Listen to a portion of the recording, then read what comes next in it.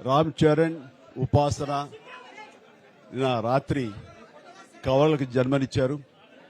And ఉపాసన బిడ్డలు చాలా హెల్దీగా ఉన్నారు. అండ్ ఈ సంతోషాన్ని మీతో పంచుకుంటున్నాము.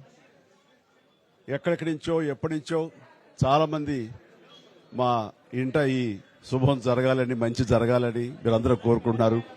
ఆ భగవంతుడి దయ వల్ల, ఆ హనుమాన్ కృప వల్ల ఒక ఆడబిడ్డ మగబిడ్డ జన్మ తీసుకున్నారు.